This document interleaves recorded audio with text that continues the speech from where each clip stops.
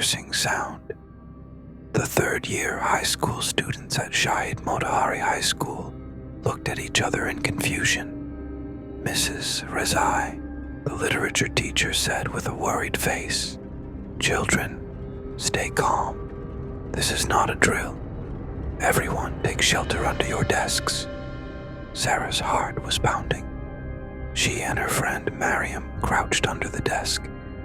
The sound of the classroom door locking echoed in the heavy silence. Suddenly, the sound of footsteps could be heard from the hallway.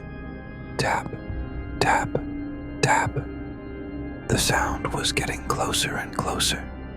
Sarah squeezed Mariam's hand. The footsteps stopped right outside the classroom door. The door handle slowly came down. Everyone held their breath. The door was locked, but would it hold?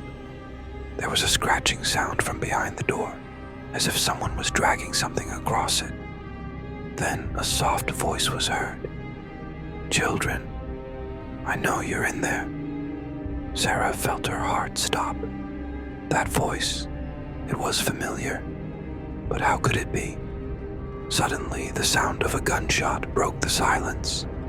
Terrified screams could be heard from the hallway. Quick footsteps passed by the door. Sarah and Mariam looked at each other, their eyes full of fear and questions. After what seemed like an eternity, the sound of police sirens was heard from outside the school. Mrs. Rezai said in a trembling voice, "Everyone stay calm. Help is on the way."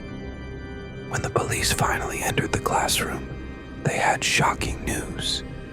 The intruder was none other than Mr. Sadeghi, the former math teacher who had been fired last year.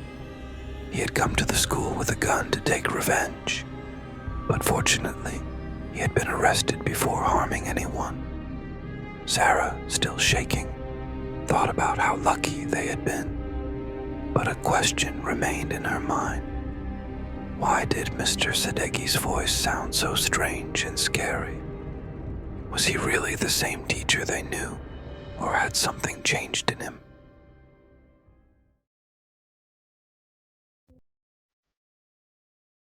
Amir looked at the clock with boredom. Mr. Mohammadi's physics class was always dull, but today it seemed strangely quiet.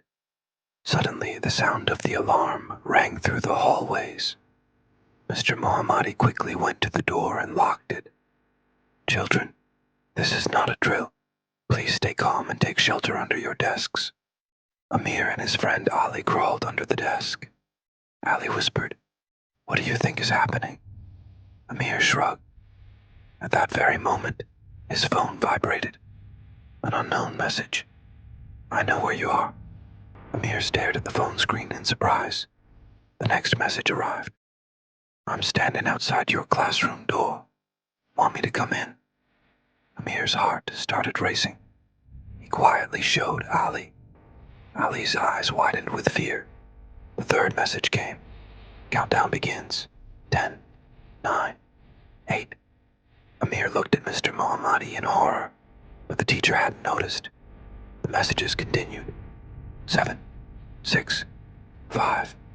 There was a scratching sound from behind the door, as if someone was turning the handle. 4, 3, 2. Amir held his breath. Ali closed his eyes. 1. Suddenly the door opened with a loud bang. Everyone jumped, but instead of an intruder, the school principal entered with a worried face.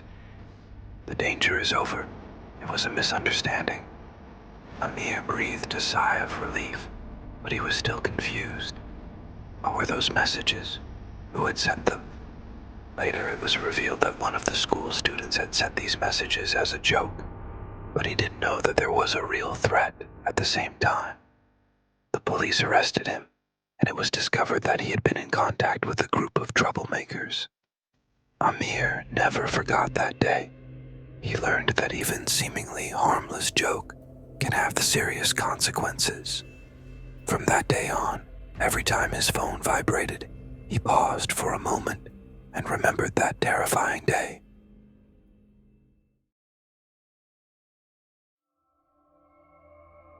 Nasim and her friend Zara were busy conducting an experiment in the chemistry lab. Suddenly, the lockdown siren echoed through the school. Mrs. Karimi, the chemistry teacher, quickly went to lock the door. "Children, stay calm. Everyone take shelter under the tables." Nasim and Zara hid under the lab table. There was a commotion coming from outside. Suddenly, the power went out and the lab was plunged into darkness. Zara said in a trembling voice, "Nasim, I'm scared." Nasim held her friend's hand and tried to calm her down. In the darkness, a strange sound came from the corner of the lab.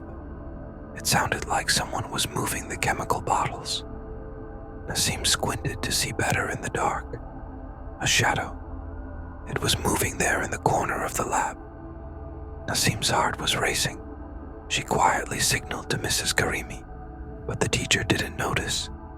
The shadow was getting closer and closer. Suddenly, the sound of breaking glass shattered the silence. A strong odor filled the air.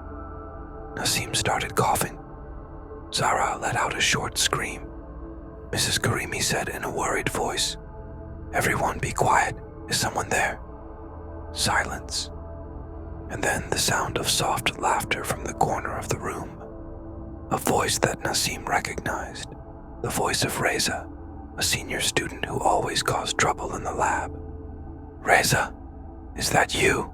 Mrs. Karimi asked angrily. Reza's phone flashlight turned on, revealing his smiling face. "I just wanted to see what would happen if I mixed these substances together." At that very moment, the lab door opened and the school principal entered with the police. The real danger had been averted, but Reza had terrified everyone with his foolish act. Reza was expelled and faced legal consequences for causing public panic and endangering others. Nasim and the other students learned that even in crisis situations, they must remain alert and responsible.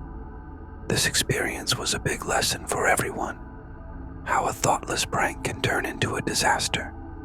Nasim never forgot that day and decided that in the future, she would always be careful about her actions and decisions.